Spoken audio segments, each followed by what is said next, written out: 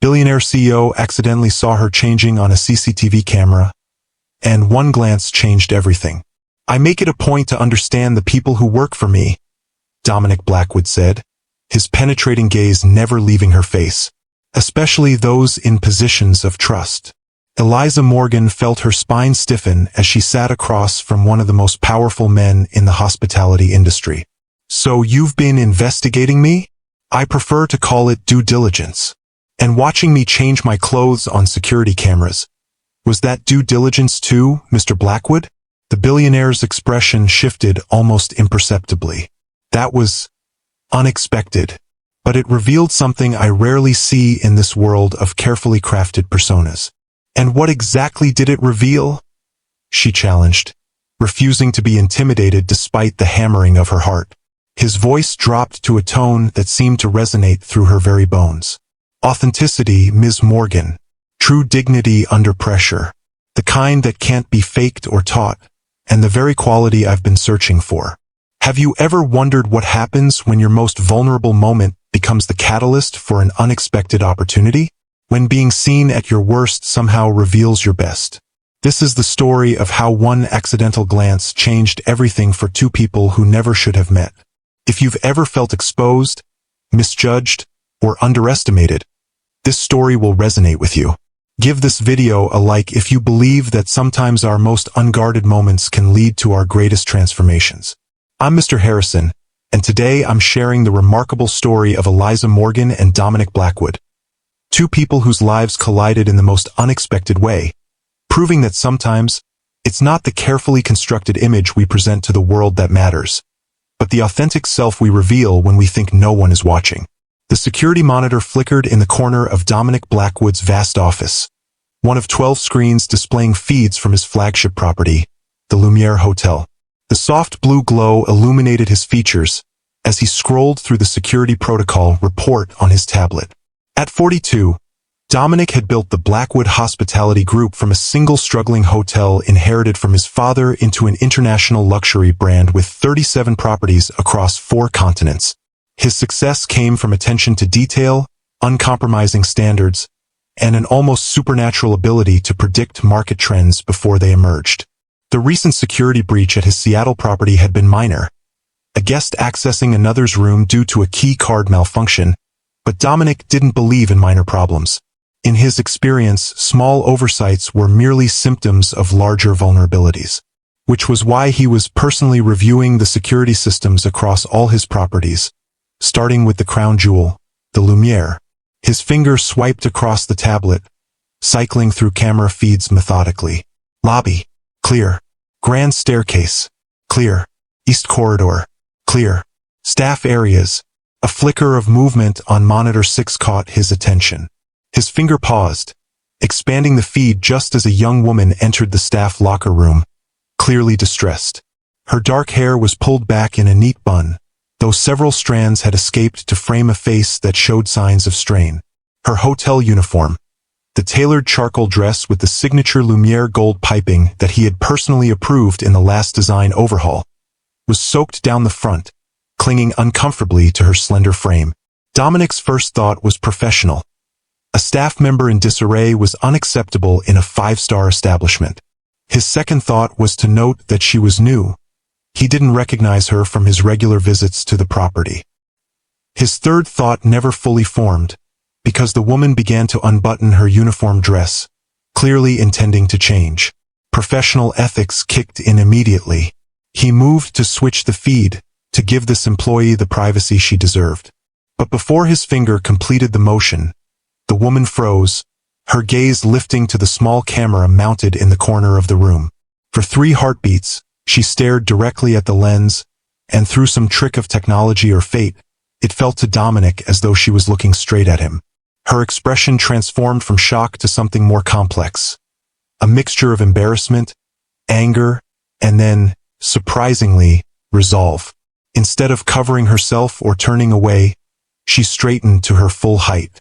With deliberate movements, she finished changing into a dry uniform she retrieved from her locker, her actions neither hurried by shame nor performative in defiance. There was simply a dignity in her movements, an ownership of the moment that struck Dominic as extraordinary. When she finished, she looked once more at the camera, gave a small, ironic nod as if acknowledging an unseen audience, and walked out with her head high. Dominic sat back in his custom leather chair, oddly unsettled. In that brief interaction with a surveillance camera, the woman had displayed more authentic presence than most people he encountered in months of business dealings. There had been something almost challenging in her final glance. Not insubordination exactly, but a clear message. I know my worth regardless of who might be watching. His private line rang, breaking the moment. The caller ID displayed Vivian Mercer, his longtime executive assistant. I was just about to call you, he answered, his voice betraying none of his inner turmoil. You have the board on standby for the conference call in 5 minutes, Vivian reminded him. And Mr. Hargrove has called twice about the Singapore property. He says it's urgent. It's always urgent with Hargrove, Dominic replied, already shifting mental gears back to business. Tell the board I'll be on in 3, and schedule Hargrove for tomorrow morning, not before. Of course. Anything else? Dominic's gaze drifted back to the now empty locker room on the monitor. Yes. Find out who the new night manager is at the Lumiere. The one who started this week. Any particular reason? Vivian asked, her tone professional but curious. Just keeping tabs on key personnel, he replied smoothly. The Lumiere is our flagship. I should know who's running it when most of our guests are sleeping. Eliza Morgan's hands were still shaking slightly as she emerged from the locker room, though she'd be damned if she'd let anyone notice. 6 years of working her way up through the hospitality industry had taught her that perception was everything, especially for a woman trying to advance in management. The last thing she needed was to appear rattled on her 4th day as night manager at the prestigious Lumiere Hotel. Everything all right, Ms. Morgan? Asked Ramon, the concierge, his expression concerned. Perfectly fine, she replied with the warm, professional smile she had perfected over years of customer service. Just a small accident with the water delivery. Nothing that can't be fixed with a change of clothes. What she didn't mention was the moment of horrified realization that she might have been caught on security cameras in a state of undress. The Lumiere was famously meticulous about its surveillance, a selling point for the high-profile guests who valued both luxury and safety. She'd been briefed on the comprehensive system during her orientation just 4 days ago. What she hadn't considered was that the staff areas would be monitored too, though it made perfect sense.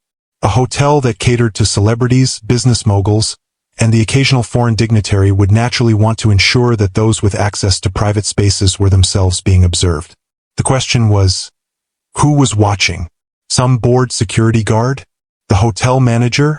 Or worse, had the feed been automatically recorded for later review? Eliza pushed the thought aside as she approached the front desk. This job at the Lumiere was her big break after years of working at progressively better establishments. Night manager at a flagship luxury hotel was a significant step up from her previous position, and at 34, she was acutely aware that opportunities like this didn't come along often for someone without connections or an Ivy League hospitality degree. Ms. Morgan, there's a situation in the Sapphire Suite, said Aiden, the front desk clerk, his expression suggesting it wasn't a routine matter. Mr. Delaney is insisting that his room isn't adequate for his needs. Eliza suppressed a sigh. The Sapphire Suite was the second most luxurious accommodation in the hotel, priced at $7,500 per night. Inadequate was not a word typically associated with its 2,800 square feet of custom-designed opulence. I'll handle it, she assured Aiden, already mentally preparing for the delicate dance of placating an entitled guest without compromising the hotel's standards or dignity. It was a skill she had honed to near perfection. 3 hours, 1 relocated guest, 2 complimentary champagne services, and a minor kitchen crisis later, Eliza finally had a moment to breathe. The lobby was quiet. The overnight staff was handling their duties efficiently, and the gentle piano music floating through the atrium created the perfect atmosphere of subdued luxury. She was reviewing the arrival list for the following day when her hotel-issued phone chimed with a message. The sender was listed simply as V. Mercer, Executive Office. The The message was brief and formal. Ms. Morgan, Mr. Blackwood would like to meet with you tomorrow at 10 a.m. at the corporate headquarters. A car will be sent to collect you at 9:30. Please confirm receipt of this message. Eliza stared at the screen, her heart suddenly pounding. Dominic Blackwood, the Dominic Blackwood, wanted to meet with her? The reclusive billionaire owner of the entire Blackwood Hospitality Group, a man known for his brilliant business mind and exacting standards, rarely met with anyone below executive level. And he certainly didn't summon new night managers to his office without reason. With a sinking feeling, Eliza knew exactly what that reason must be. Someone had reported the locker room incident, or worse, Blackwood himself had somehow seen it. Either way, her dream job was likely over before it had truly begun. For a moment, she considered her options. She could claim illness, buy herself time to figure out a response. She could preemptively resign, salvage some dignity.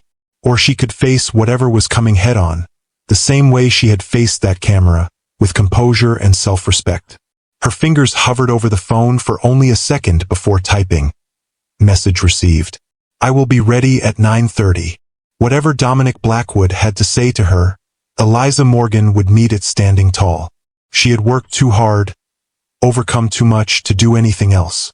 If you're wondering what happens when a billionaire CEO calls you to his office after witnessing your most vulnerable moment, stay with me.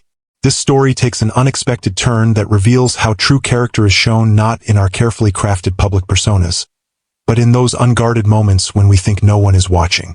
The Blackwood corporate headquarters occupied the top 10 floors of a gleaming tower in the heart of the financial district. The building itself seemed to embody its owner's philosophy. Innovative yet timeless, impressive without being ostentatious, every detail serving both form and function. Eliza had dressed carefully in a charcoal suit that projected professionalism while acknowledging the gravity of meeting with the company's founder. The car, a sleek black Mercedes with discreetly tinted windows, had arrived precisely at 9:30, driven by a courteous but reserved man who introduced himself only as Thomas. Now, as the private elevator whisked her to the 50th floor, Eliza focused on controlling her breathing. She had spent half the night rehearsing what she might say, how she would explain the locker room incident with dignity, perhaps even turn it into a constructive conversation about staff privacy protocols. The elevator doors opened silently to reveal a reception area that defied corporate stereotypes. Instead of the expected stark minimalism, the space featured warm wood tones, comfortable seating areas, and walls adorned with stunning photography from locations around the world. All Blackwood properties, she realized. Ms. Morgan, a tall, elegant woman with silver-streaked dark hair, approached with an outstretched hand. I'm Vivian Mercer, Mr. Blackwood's executive assistant. Thank you for coming on such short notice. Of course, Eliza replied, shaking the offered hand. It's a pleasure to meet you. Mr. Blackwood is finishing a call. Would you care for coffee or tea while you wait? Coffee would be wonderful, thank you. Black.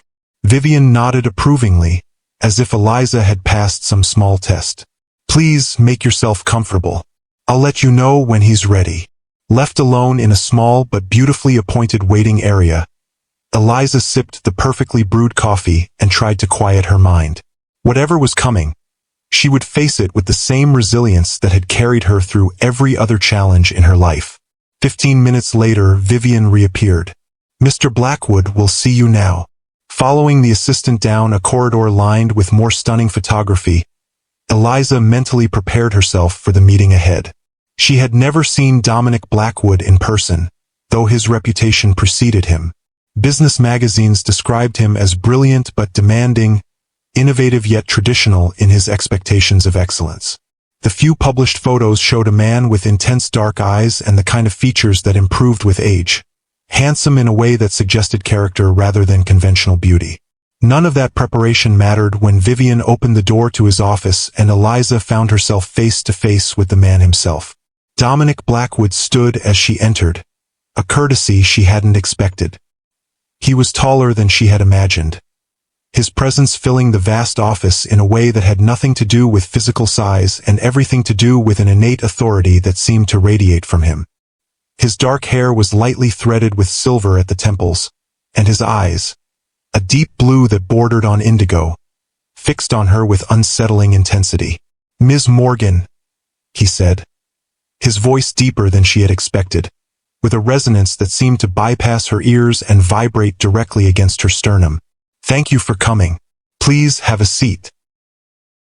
As Eliza moved toward the chair he indicated, she noticed something unexpected, a flicker of what almost looked like uncertainty in his expression. It vanished so quickly she might have imagined it, replaced by the composed demeanor of a man accustomed to controlling every situation. "I imagine you're wondering why I asked to meet with you," he began, returning to his seat behind a desk that, like everything else in his orbit, managed to be both impressive and tasteful. "I have my suspicions," Eliza replied, deciding that directness was her best approach. "If this is about what happened in the staff locker room yesterday, I'd like to explain." Something like surprise crossed his features before he masked it. "You're very forthright, Ms. Morgan. I found it saves time," she said, maintaining eye contact despite the intimidating setting, "especially when addressing a potential problem." "And you believe there is a problem to address?" Eliza took a measured breath. "Mr. Blackwood, I've been in the hospitality industry long enough to know that appearances matter. A staff member being caught in a compromising position on security footage is certainly not the image the Lumiere wants to project. I understand that, and I take full responsibility for not being more careful." "Compromising position," he repeated, his expression unreadable. "Is that how you would characterize it?" "I was changing my uniform after an accident with a water delivery," she clarified, determined to maintain her professional tone. "I should have used more discretion, perhaps found a more private location. For that lapse in judgment, I apologize." Dominic studied her for a long moment, his gaze so penetrating that Eliza had to resist the urge to shift in her seat. "Ms. Morgan, let me be clear," he finally said. "You did nothing wrong. If anyone should apologize, it's the Lumiere management for not properly briefing new staff on which areas are under surveillance, or better yet, providing changing facilities that aren't monitored." The response was so unexpected that Eliza momentarily lost her carefully prepared composure. Thank you for saying that. But then, if I may ask, why am I here?" Dominic rose from his desk and moved to the floor-to-ceiling windows, his back to her as he gazed out at the city below. The morning light outlined his tall figure, creating an almost cinematic silhouette against the glass. "Your personnel file is impressive," he said, seemingly changing the subject. 6 years in the industry, consistently excellent performance reviews, a reputation for handling difficult situations with exceptional grace. Your previous employers described you as unflappable and the person you want in charge when things go wrong. He turned to face her again. "What your file doesn't explain is why someone with your qualifications and experience spent 3 years as an assistant manager at the Westbrook before applying to the Lumiere. Most ambitious professionals in your position would have moved up sooner." The question caught Eliza off guard. She hadn't expected him to have reviewed her career trajectory so carefully, much less questioned it. "Life circumstances," she answered carefully. "Sometimes career advancement has to take a back seat to personal responsibilities." "Your mother's illness," he stated rather than asked. Eliza stiffened. That information wasn't in her personnel file. "You've been investigating me. I make it a point to understand the people who work for me," Dominic replied unapologetically, "especially those in positions of trust. And my mother's health history falls under that category? Your dedication to her care while maintaining your professional responsibilities speaks to your character, Ms. Morgan. It's relevant." Eliza felt a complex mixture of emotions: discomfort at having her private life examined, anger at the intrusion, and yet a reluctant appreciation for his recognition of what that period had cost her professionally. "Yes," she finally acknowledged. "I stayed at the Westbrook because the schedule allowed me to care for my mother during her cancer treatment. The management was understanding about my need for flexibility. And now that she's in remission, you're pursuing the career you've always wanted." "I'm pursuing the career I've always wanted," she corrected. "The timing is finally right." Dominic nodded, returning to his desk but remaining standing. "The reason I asked you here today, Ms. Morgan, is because I witnessed something unusual yesterday. Not just a staff member changing clothes, but a person who, when confronted with an unexpected vulnerability, responded with remarkable dignity." He paused, his gaze direct. "That kind of composure under pressure is rare. It suggests a quality of character that interests me far more than an impressive resume."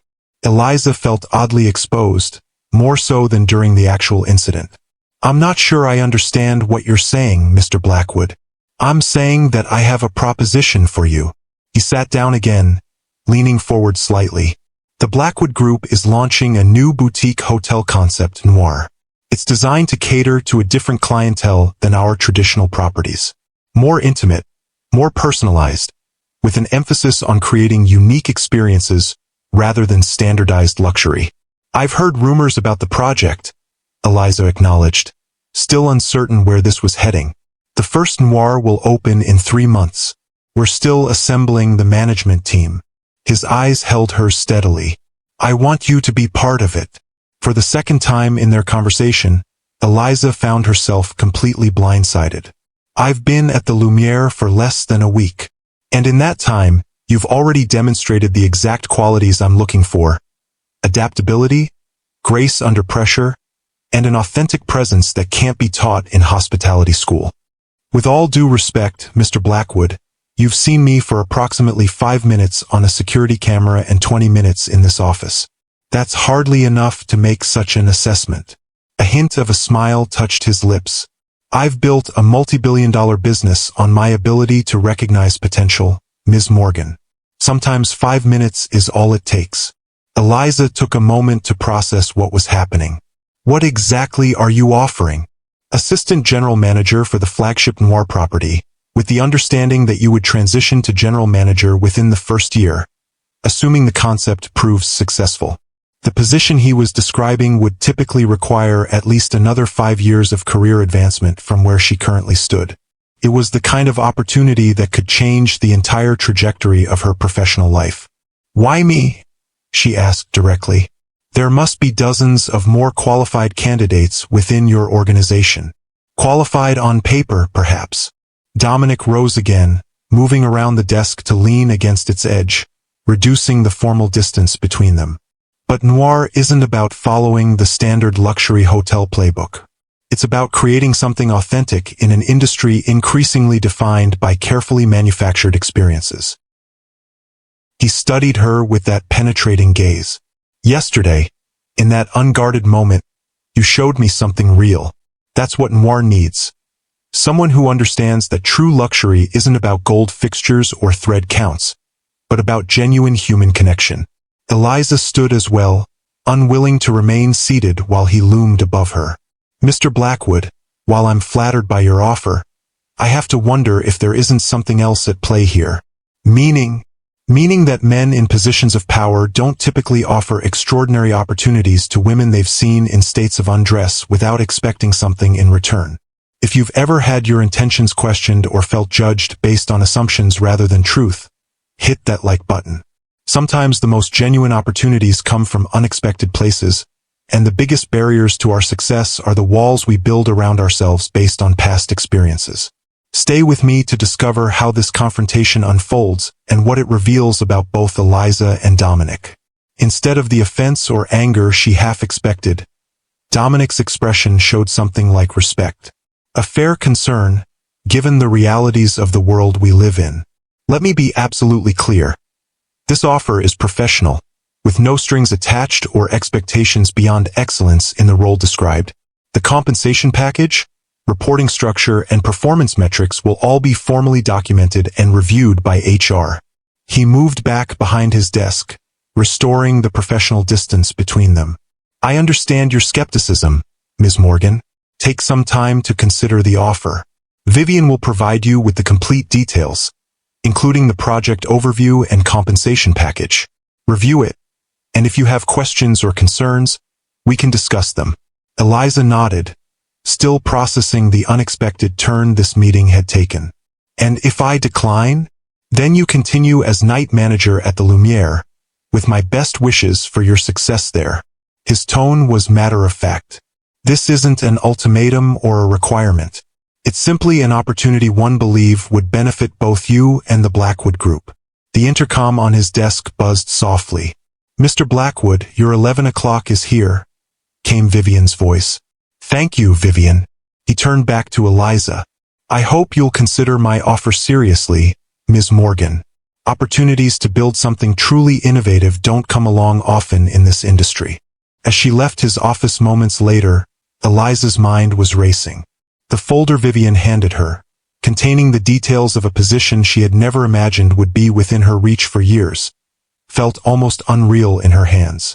What had just happened? Had Dominic Blackwood really offered her a career-making position based on a glimpse of her character in an unguarded moment? Or was there something more to his interest? Something she couldn't yet see? The folder sat unopened on Eliza's kitchen table for 3 hours after she returned to her apartment. She had called in to the Lumiere, requesting a personal day, something she had never done in her professional life. The assistant manager had been understanding, if surprised.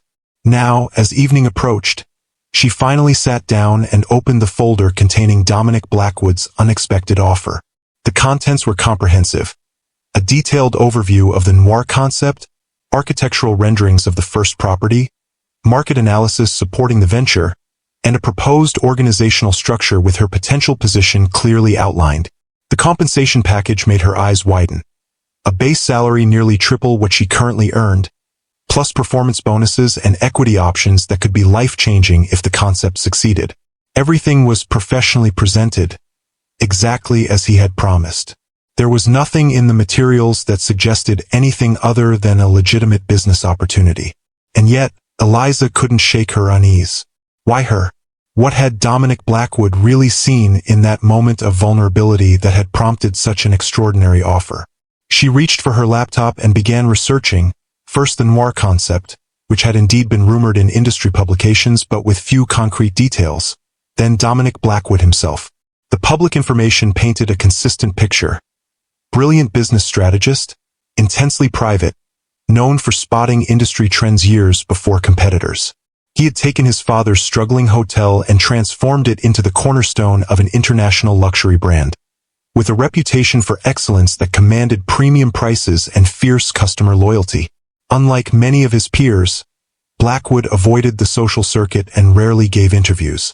His personal life was largely a mystery, with only occasional mentions of brief relationships with accomplished women, a concert pianist, a human rights attorney, a renowned surgeon. No scandals, no harassment allegations, nothing that suggested he used his position to exploit women. Still, power created its own reality. A man like Dominic Blackwood was accustomed to getting what he wanted, to shaping the world according to his vision. What happened when someone said no to him? What happened if she accepted this position and then failed to meet his expectations?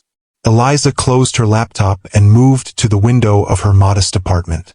The view was nothing like the panoramic vista from Blackwood's office, just a slice of neighborhood life.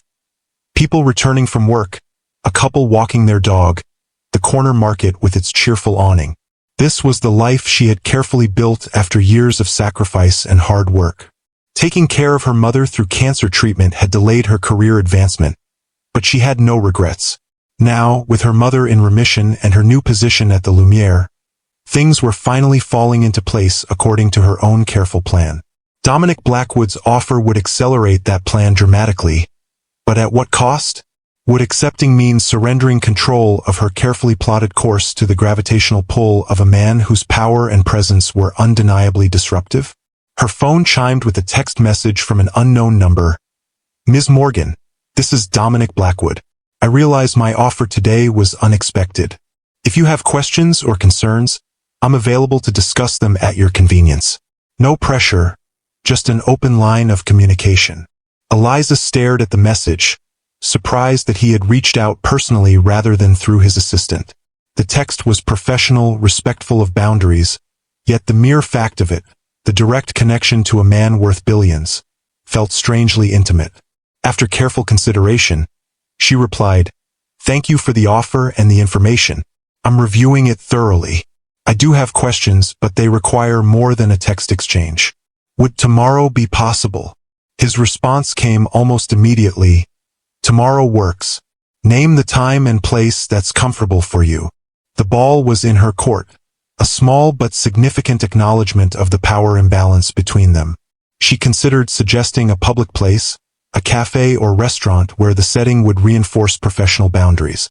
But something told her this conversation needed more privacy than a public venue would allow. The Lumiere has a small conference room off the mezzanine level. 2 p.m. I'll be there, came his simple reply. Setting down her phone, Eliza returned to the folder of materials. Whatever Dominic Blackwood's true motivations, she would approach tomorrow's meeting fully prepared, with pointed questions and clear boundaries. If this opportunity was genuine, it could transform her career and her life. If it wasn't, well, she had faced more difficult challenges than saying no to a powerful man. What she couldn't quite explain, even to herself, was why the prospect of seeing him again created a flutter of anticipation that had nothing to do with professional opportunity and everything to do with those penetrating indigo eyes that seemed to see past her carefully constructed professional facade. If you've ever stood at a crossroads, facing an opportunity that seemed too good to be true, give this video a thumbs up. We all face moments when we must decide whether to trust our instincts or protect ourselves from potential disappointment. Comment below if you've ever had to make a leap of faith in your career or personal life. The Lumiere's mezzanine-level conference room was designed for discreet business meetings. Elegant but understated, with comfortable seating, excellent acoustics, and privacy glass that could be adjusted from transparent to opaque with the touch of a button. Eliza had arrived 30 minutes early to prepare the space and herself, arranging water and coffee service, reviewing her notes and centering her thoughts. At precisely 2 p.m., there was a quiet knock at the door. When she opened it, Dominic Blackwood stood alone. No assistant, no entourage, just the man himself in a perfectly tailored charcoal suit that somehow looked both formal and relaxed on his tall frame. "Ms. Morgan," he greeted her, his deep voice carrying that same resonance she had noticed in his office. "Thank you for making time to meet. Mr. Blackwood." She stepped aside to let him enter. "Thank you for accommodating my request." As he moved past her into the room, she caught the subtle scent of his cologne, something woodsy and complex that suited him perfectly. It was an oddly intimate detail to notice, and Eliza quickly redirected her focus to the business at hand. "Please have a seat," she said, gesturing to the conference table. "Would you like coffee?" "Black, thank you." He settled into a chair, his posture relaxed yet commanding, as if any space he occupied naturally became his domain. Eliza poured coffee for them both, using the familiar ritual to gather her thoughts. When she sat across from him, she was composed and ready. "I've reviewed the materials you provided," she began. "The noir concept is intriguing. A boutique experience with the backing of the Blackwood infrastructure could fill a significant gap in the market. But you have reservations," he observed, those perceptive eyes missing nothing. "Several," she acknowledged. "First, while the position you're offering is extraordinary, it's also a significant leap from my current role. What makes you confident I could handle such a transition?" Dominic took a sip of his coffee before answering. "Experience can be gained. Character is intrinsic. The noir concept requires someone who understands that authentic connection is the ultimate luxury. Your handling of the locker room incident demonstrated exactly that quality, authenticity under pressure. That seems like a rather limited data point for such a significant decision. Perhaps, but in my experience, it's often the unguarded moments that reveal the most about a person." He set his cup down carefully. "Tell me, Ms. Morgan, what made you stay at the Westbrook for 3 years when you clearly had the talent to advance more quickly?" Eliza hesitated, weighing how much of her personal life to share. "As you already know, my mother was diagnosed with stage 3 breast cancer 4 years ago. The Westbrook offered me a schedule that allowed me to take her to treatments, care for her during the worst days, and still maintain my career. Other opportunities would have required relocations or hours that weren't compatible with her needs." "And you never resented that sacrifice?" "It wasn't a sacrifice," she said firmly. "It was a choice. My mother raised me alone, working 2 jobs to give me opportunities she never had. When she needed me, there was no question of what mattered more. Something shifted in Dominic's expression. A softening around the eyes, a subtle change that made him seem suddenly more human. "My father died when I was 22, he said unexpectedly. The hotel was failing, and he'd mortgaged everything to keep it afloat. The day after his funeral, 3 different advisors told me to sell it, take what little I could get, and move on. But you didn't. No, it was all he had built, all he had to leave behind. I couldn't let it disappear." He looked down at his coffee, then back at her. "We make choices based on values that others might not understand. That doesn't make them sacrifices." The moment of shared understanding hung between them, creating a connection that felt surprisingly genuine. Eliza found herself seeing Dominic Blackwood not just as a billionaire CEO, but as someone who had also faced difficult choices and remained true to his own values. "My second reservation," she continued, bringing the conversation back to professional ground, "concerns the nature of your interest. You said you saw something in me that day in the locker room. I need to understand exactly what that means." Dominic leaned back slightly, considering her question. "The luxury hotel industry is built on illusion, Ms. Morgan. We create perfect environments where nothing is ever out of place, where staff anticipate needs before guests even recognize them, where every interaction is scripted and polished to a high shine. That's the definition of 5-star service," Eliza pointed out. "It is, and it's becoming increasingly hollow." His voice took on a passionate edge that she hadn't heard before. "Today's most discerning travelers don't want more gold leaf or higher thread counts. They want authentic experiences, genuine connections. They're tired of perfection that feels manufactured. And you think I can provide that? I think you understand it instinctively. When you realized you were being observed in that locker room, you had a choice: to panic, to hide, to flee. Instead, you faced the moment with dignity and authenticity. You owned your vulnerability rather than pretending it didn't exist." He leaned forward slightly. "That's exactly the philosophy I want to build Noir around. Not the pretense of perfection, but the beauty of authentic experience." Eliza studied him, trying to discern any hint of insincerity in his words. "And if I accept this position, what exactly would you expect from me?" "Initially, to help shape the service philosophy of the brand. To train staff not just in technical skills but in creating genuine connections with guests. Eventually, to run the flagship property with that same philosophy." He held her gaze steadily. "Nothing more, nothing less. And if it doesn't work out? If your assessment of my abilities proves incorrect, then we part ways professionally with appropriate severance and references. No drama, no repercussions." He smiled slightly. "Contrary to what you might believe, Ms. Morgan, I don't punish people for honest effort that doesn't yield the expected results. I only take issue with those who don't try or who pretend to be something they're not." There was something in his directness, in the clarity of his vision, that resonated with Eliza despite her lingering skepticism. The Noir concept aligned with her own beliefs about what truly mattered in hospitality. Not the mechanical perfection of service, but the human connection that made guests feel genuinely seen and valued. "I have one more question," she said. "Why did you watch? When you saw me enter that locker room, why didn't you immediately switch to another camera feed?" The question clearly caught him off guard. For the first time in their interactions, Dominic Blackwood looked momentarily uncertain. "I was about to," he said after a brief pause.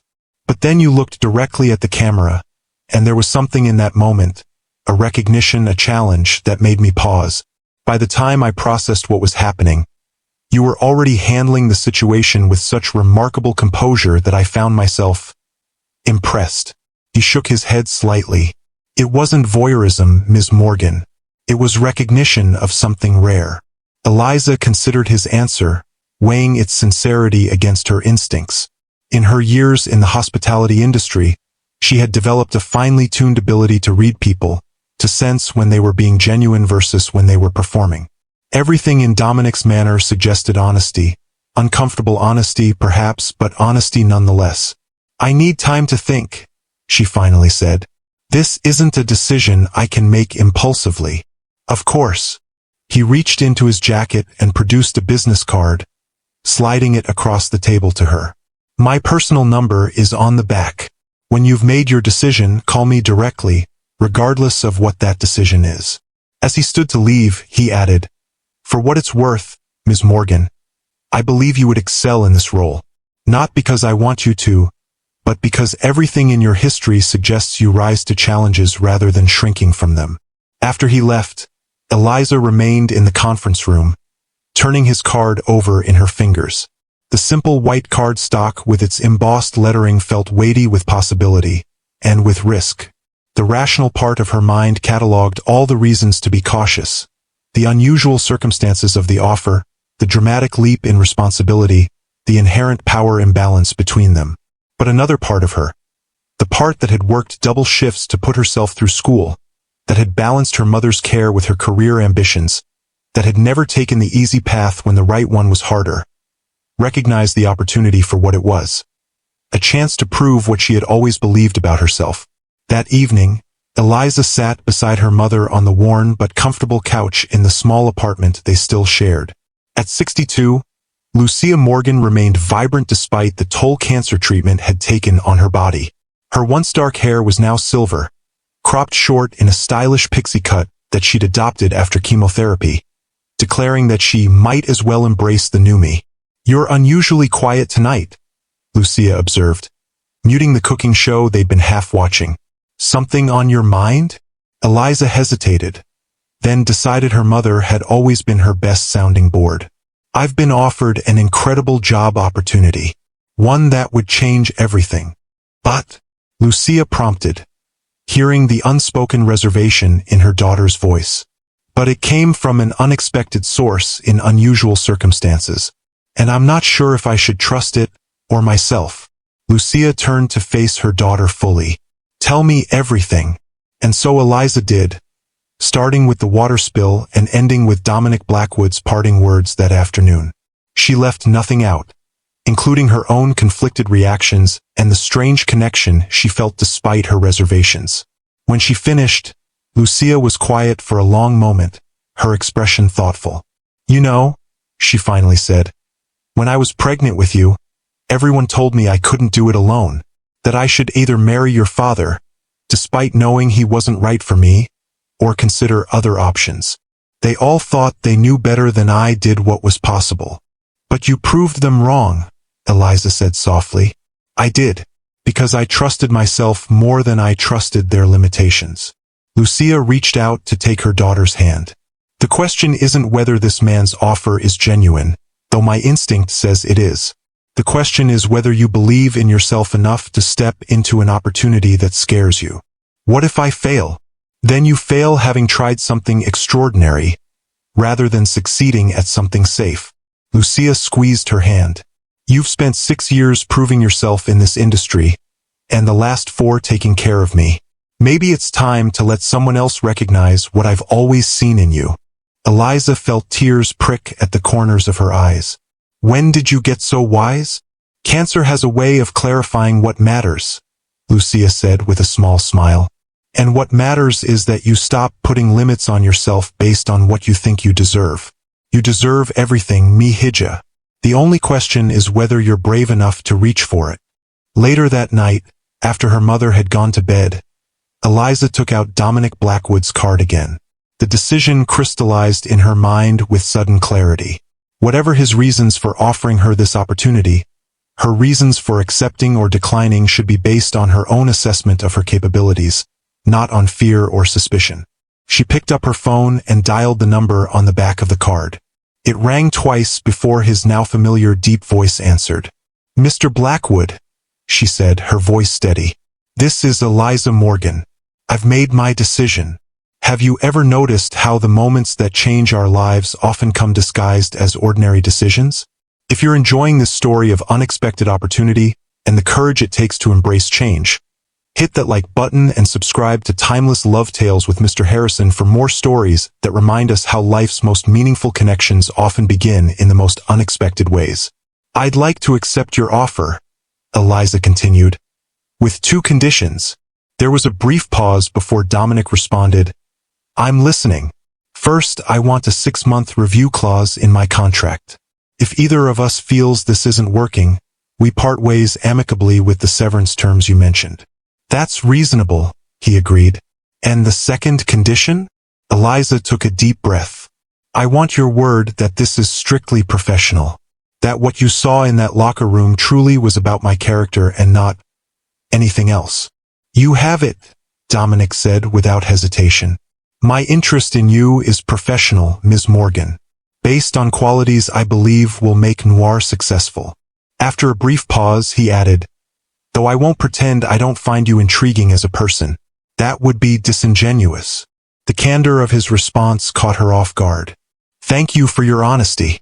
I've found it saves time, he replied, echoing her own words from their first meeting with a hint of humor in his voice. Especially when building trust. They spoke for a few more minutes, arranging for her to meet with HR the following day to formalize the agreement. When the call ended, Eliza felt a curious mixture of excitement and trepidation. She had just agreed to step into a role that would challenge everything she thought she knew about herself and her capabilities. But more unsettling than the professional challenge was the lingering awareness of Dominic Blackwood himself. Not just as her new employer, but as a man who had seen something in her that others had missed. A man whose penetrating gaze and unexpected vulnerability had somehow breached defenses she hadn't realized she'd built. Whatever came next, Eliza knew one thing with certainty. That accidental glance through a security camera had set in motion changes that would reshape her life in ways she couldn't yet imagine.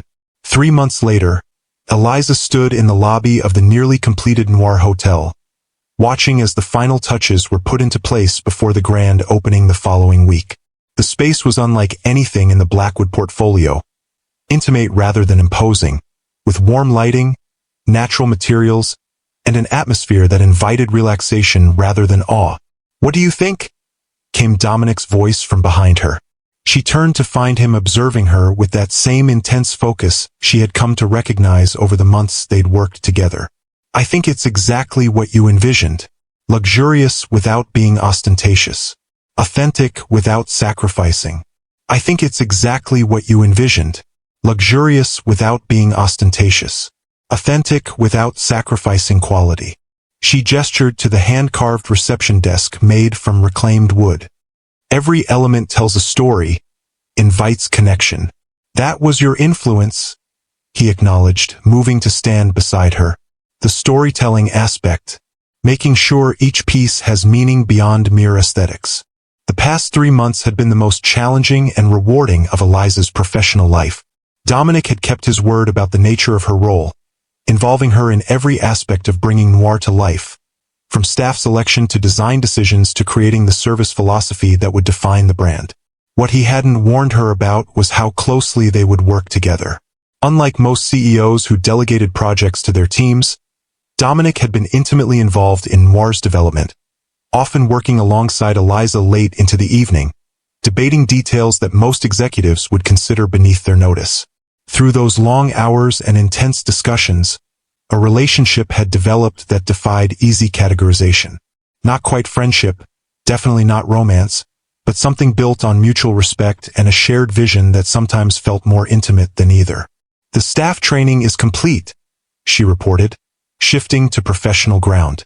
The soft opening for friends and family this weekend should give us a chance to work out any remaining issues before the official launch. And you'll stay on site during the soft opening? Of course. I want to be available for any problems that arise. She smiled slightly, though I doubt there will be many. The team you've assembled is exceptional. The team we've assembled, he corrected. Your instincts about people have proven as valuable as I expected. A comfortable silence fell between them as they both surveyed the space that had consumed their lives for the past quarter year. The late afternoon sun slanted through the skylights, casting a golden glow over the lobby's carefully curated furnishings. I never properly thanked you, Eliza said suddenly. Dominic turned to her, one eyebrow raised in question. For what? For seeing something in me that day. For taking a chance on someone who, on paper, wasn't qualified for this role. She met his gaze directly. Whatever your reasons, this opportunity has changed my life. "You've more than justified my decision," he replied. "The question is whether you feel it was the right choice for you." Eliza considered the question seriously. The past 3 months had been exhausting, often overwhelming, pushing her to limits she hadn't known she possessed. There had been moments of doubt, of wondering whether she was in over her head. But there had also been triumphs, breakthroughs, and a growing confidence in her own abilities that no amount of conventional career advancement could have provided. "It was," she said with certainty, "though not always an easy one. The worthwhile choices rarely are." His voice had softened, and for a moment, the professional distance between them seemed to diminish. "Eliza!" "Mr. Blackwood," interrupted a voice from across the lobby. They both turned to see Vivian approaching with a tablet in hand. "I'm sorry to interrupt, but the investors are waiting in the conference room for the final briefing." The moment, whatever it might have been, passed. Dominic straightened, his expression shifting back to its usual composed professionalism. "Thank you, Vivian. I'll be right there." He turned back to Eliza. "We'll continue this conversation later?" She nodded, watching as he crossed the lobby with that confident stride that somehow made even the simple act of walking look purposeful. Only when he had disappeared into the elevator did she release the breath she hadn't realized she was holding. Whatever had almost happened just now, whatever he had been about to say, was probably better left unspoken. They had established a productive working relationship, one based on mutual respect and clear boundaries. Anything more would only complicate what was already a complex dynamic. Yet as Eliza returned to her office to finalize preparations for the weekend's soft opening, she couldn't quite shake the feeling that something had shifted between them, something that had been building gradually over the past 3 months, beneath the surface of their professional interactions. And she wasn't entirely sure she wanted to stop it. The soft opening weekend exceeded even Eliza's meticulous expectations.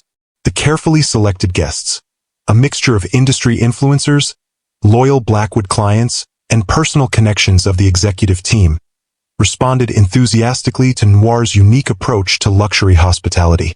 By Sunday evening, as the last guests departed, the staff was tired but exhilarated by the success. Eliza had spent the weekend in constant motion, observing interactions, making minor adjustments to service protocols, and personally ensuring that each guest experienced the authentic connection that was Noir's defining philosophy. Now, as she stood in the empty lobby after sending the exhausted staff home with her congratulations, she felt a profound sense of accomplishment tinged with something like wonder. 6 months ago, she had been a newly hired night manager at the Lumiere. Today, she had effectively run the successful launch of what industry insiders were already predicting would be the next evolution in luxury hospitality. "You should be proud," came Dominic's voice, once again finding her in a moment of reflection. "This weekend was everything we hoped for." She turned to find him leaning against the doorway to the bar, his tie loosened and jacket discarded, looking more relaxed than she had ever seen him. "We make a good team," she acknowledged. "Better than good." He pushed away from the doorframe and approached her. "Join me for a celebratory drink? You've earned it." The invitation seemed harmless enough, a professional celebration of their shared success. Yet something in his tone, in the way his eyes held hers, suggested this might be more than a simple acknowledgement of a job well done. "One drink," she agreed, following him into the bar. The space was intimate, designed to feel like a private club rather than a hotel amenity. Rich leather seating, subdued lighting, and a carefully curated selection of rare spirits behind the bar created an atmosphere of exclusive comfort. Dominic moved behind the bar with unexpected ease, selecting a bottle of aged scotch and 2 crystal glasses. "Do you mind? I sent the bartenders home. They've worked hard enough this weekend." "Not at all."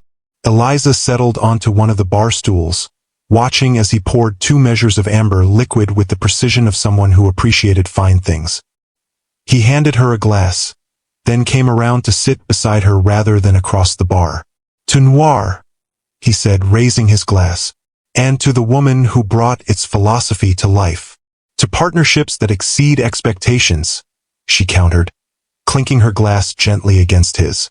The scotch was exceptional, warming her throat and spreading a pleasant heat through her tired body. For a few moments, they sat in comfortable silence, the shared accomplishment of the weekend creating a bubble of contentment around them. "I have a confession to make," Dominic said finally, setting his glass down and turning slightly to face her. Eliza felt a flutter of apprehension. "What kind of confession?" "When I first saw you on that security camera, my interest wasn't entirely professional." He held up a hand as she stiffened. "Not in the way you're thinking. I wasn't attracted to your physical vulnerability. I was drawn to your response to being seen." He looked down at his glass, turning it slowly between his fingers. "For most of my adult life, I've been surrounded by people who perform, who present carefully constructed versions of themselves designed to impress or placate me. Even in my personal relationships, I've never been entirely sure if people were responding to me or to what I represent." "The billionaire CEO," Eliza murmured, understanding dawning. "Exactly. But in that unguarded moment, when you realized you were being observed, there was no performance. Just authentic dignity and self-possession." He looked up, meeting her eyes with an intensity that made her breath catch. "Do you have any idea how rare that is? How compelling?" The confession hung between them, shifting the atmosphere from professional celebration to something far more personal. Eliza took another sip of her scotch, buying time to process what he was telling her. "So when you offered me this position, I meant everything I said about your professional qualifications and what you could bring to Noir," he assured her quickly. "But yes, there was a personal element too. I wanted to know if that authenticity extended to all aspects of your character, or if it was just a momentary glimpse." "And what's your verdict?" she asked, surprised by her own boldness. Dominic's gaze never wavered. "That you're the most genuinely yourself person I've ever met. That working with you these past 3 months has been not just professionally rewarding, but personally illuminating." The word choice was deliberate, she knew. Not enjoyable or pleasant, but illuminating, suggesting that her presence in his life had brought clarity, had revealed something he hadn't seen before. "Dominic," she said, using his first name for the first time, "what exactly are you saying?" "I'm saying that our professional relationship has been a success by any measure." He set his glass down decisively. "And I'm asking if you'd be open to exploring whether there might be more between us than that. If you've ever had a moment when the boundaries between professional and personal began to blur, when someone you respected suddenly became someone who made your heart race, hit that like button.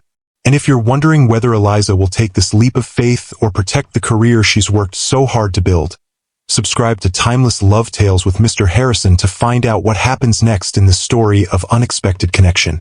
Eliza felt as though the air had suddenly become thinner, making it difficult to draw a full breath. The question she had been carefully avoiding for weeks had finally been asked directly, leaving no room for comfortable ambiguity. "You're my employer," she said, stating the obvious obstacle first. "Technically, the Blackwood Group is your employer. And as of yesterday's board meeting, you've been officially promoted to General Manager of Noir, reporting directly to the board rather than to me." A small smile touched his lips. "I anticipated this conversation might happen eventually. I wanted to ensure there would be no power imbalance if it did." The revelation that he had restructured her position to remove the direct reporting relationship between them was both touching and slightly unsettling. It showed forethought, consideration for her professional standing, but also a confidence that this moment would come.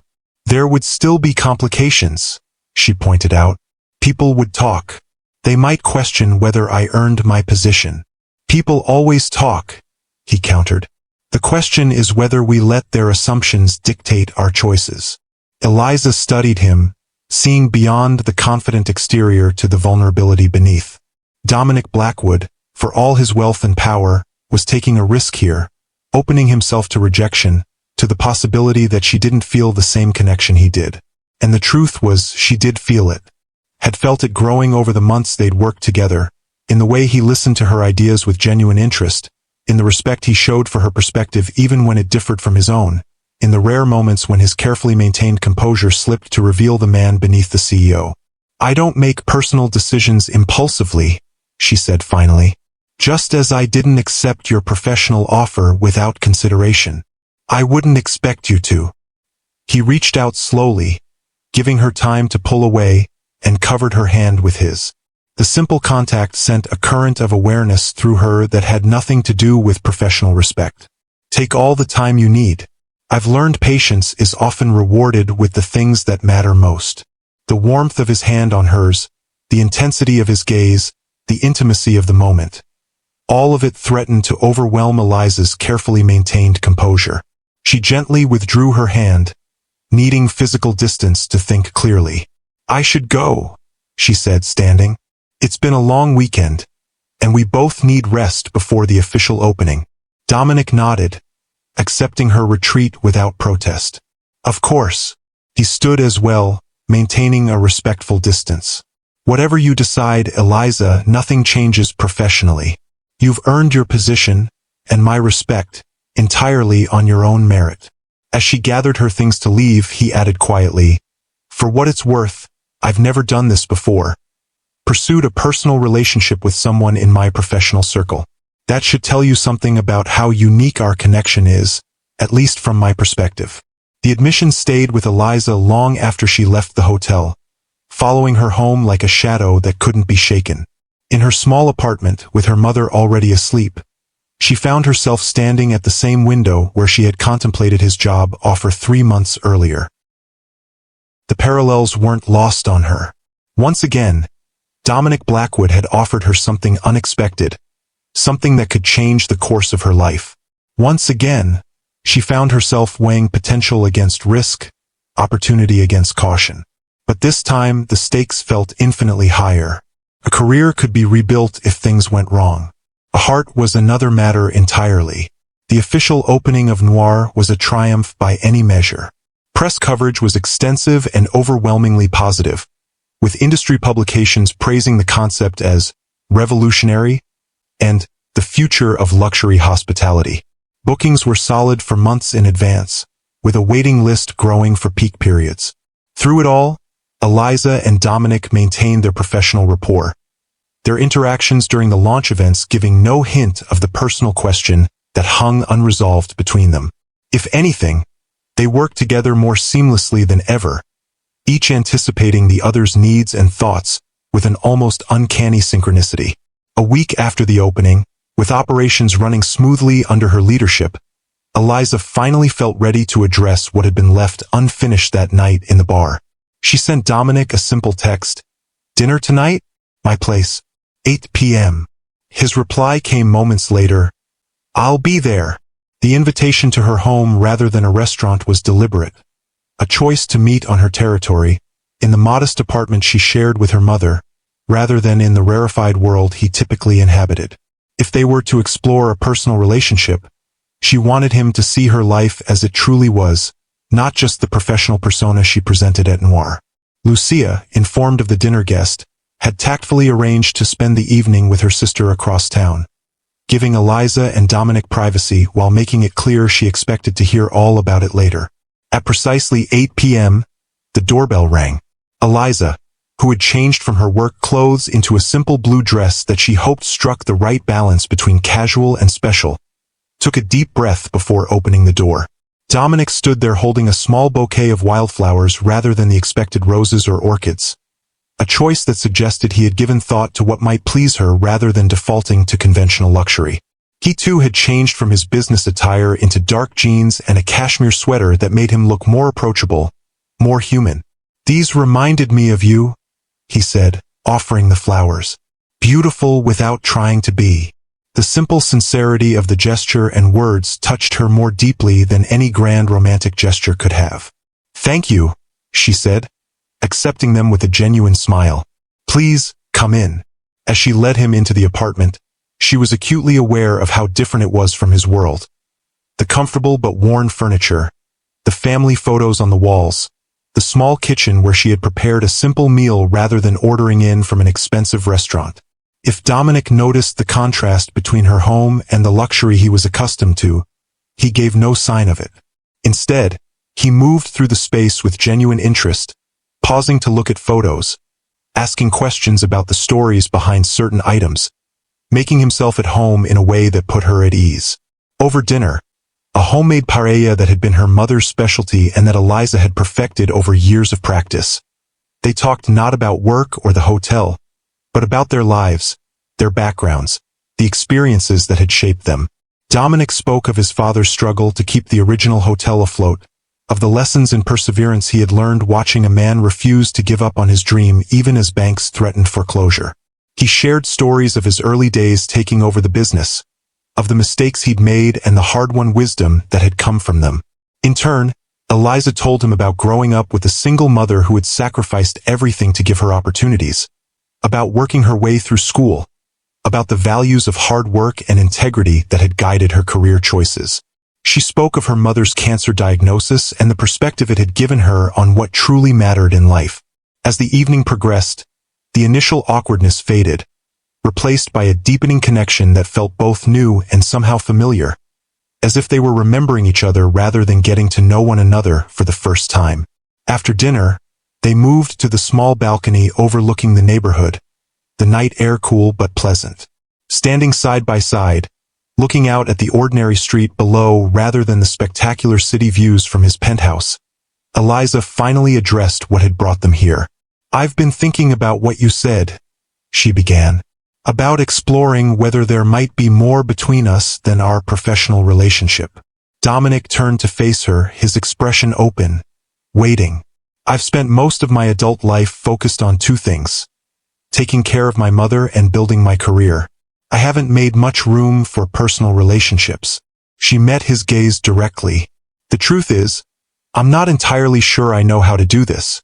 How to balance professional boundaries with personal connection, especially with someone like you." "Someone like me?" he questioned softly. "Someone whose world is so different from mine. Someone who could have anyone he wanted." She gestured to the modest apartment around them. "This is my reality, Dominic. Not penthouses and private jets." He was quiet for a moment, considering her words. "Do you know what I saw that day on the security camera? Not just dignity under pressure, but a woman completely comfortable in her own skin. Someone who didn't need external validation to know her worth." His voice deepened with emotion. "Do you have any idea how rare that is in my world? How refreshing." He took a step closer, still maintaining a respectful distance. "I'm not interested in you despite our different backgrounds, Eliza. I'm drawn to you because you're grounded in something real. Something I lost touch with years ago until you reminded me it existed."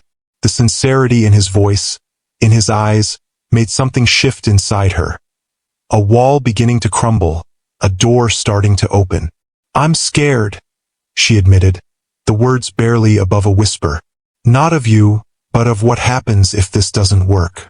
I've built something at Noir that matters to me." "As have I," he agreed. "Which is why I restructured your position, not just for appearances, but to protect what you've built, regardless of what happens between us personally." He reached out slowly, taking her hand in his. "I can't promise this will be easy, or that we won't face challenges. But I can promise that your professional standing is secure, no matter what." His thumb traced gentle circles on her palm, sending ripples of awareness up her arm. "What I'm asking for is a chance, Eliza. A chance to discover if what I've felt growing between us these past months is as extraordinary as I believe it to be." In that moment, standing on her small balcony with the man who had seen her, truly seen her, in a way no one else ever had, Eliza made her decision. She had spent her life being careful, responsible, putting others' needs before her own. Perhaps it was time to take a risk for herself, to reach for something that scared her precisely because it mattered. "Yes," she said simply. The single word hung between them for a heartbeat before Dominic closed the distance, his free hand coming up to gently cup her cheek. "May I?" he asked, his gaze dropping to her lips. In answer, Eliza rose slightly on her toes, meeting him halfway as his lips found hers in a kiss that was both tender and electric, cautious and certain all at once. His arms encircled her waist as hers wound around his neck, the connection between them deepening as the kiss continued, expressing everything words had failed to capture. When they finally parted, both slightly breathless, Dominic rested his forehead against hers. Worth the wait, he murmured.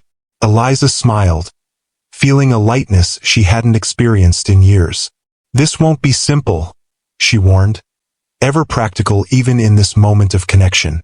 The best things rarely are, he replied, tucking a strand of hair behind her ear with gentle fingers. But I've built a career on turning complicated visions into reality. I think we can figure this out together. As they stood there, wrapped in each other's arms on her modest balcony, Eliza thought about the strange, winding path that had led them here, from a water-soaked uniform to a security camera to a life-changing job offered to this moment of genuine connection. One accidental glance had changed everything, setting in motion a series of events neither of them could have predicted. But perhaps that was the nature of life's most meaningful turning points. They rarely announced themselves in advance, instead arriving disguised as ordinary moments that only revealed their significance in retrospect. 6 months later, Eliza stood in her office at Noir, reviewing the quarterly performance reports with satisfaction. The hotel had exceeded all projections, establishing itself as the new standard in luxury hospitality and prompting the board to approve expansion of the concept to 3 additional locations. A knock at her door drew her attention. Dominic stood there, a familiar warmth in his eyes as he took in the sight of her. "Ready for the board presentation?" he asked. "More than ready," she replied with confidence. Their professional relationship had evolved into a smooth partnership, each respecting the other's domain while collaborating seamlessly where their responsibilities overlapped. Their personal relationship had deepened as well, finding its rhythm despite the challenges of their different worlds and public scrutiny. They had established boundaries that protected both their professional credibility and their private connection, learning to navigate between CEO and general manager in public while being simply Dominic and Eliza in private. As they walked together toward the boardroom, Dominic's hand brushed against hers briefly, a small, private gesture of connection that went unnoticed by the staff they passed. "By the way," he said casually, "I've been meaning to tell you, we're upgrading the staff facilities at all Blackwood properties. Private changing rooms with no surveillance cameras." A hint of mischief glinted in his eyes. "Can't have any more accidental glances changing people's lives, can we?" Eliza laughed, the sound bright and genuine. "I don't know," she replied, matching his playful tone. That particular accident worked out rather well, all things considered. His expression softened as they paused outside the boardroom doors. "The best accident of my life," he said quietly, just for her ears. And as they entered the boardroom together, ready to present their shared vision to the board, Eliza reflected on how sometimes the moments that seem most exposing, most vulnerable, can become the catalysts for our greatest strength. How being truly seen, not for the image we project, but for who we authentically are, can open doors we never imagined possible. One accidental glance had indeed changed everything. But it was what came after, the courage to stand tall, to embrace opportunity, to risk vulnerability again in a different way, that had transformed that moment from a potential disaster into the beginning of something extraordinary. If the story touched your heart, please hit that like button and subscribe to Timeless Love Tales with Mr. Harrison. I'd love to hear your thoughts in the comments below. Have you ever experienced a moment that seemed embarrassing or uncomfortable at the time, but led to an unexpected blessing?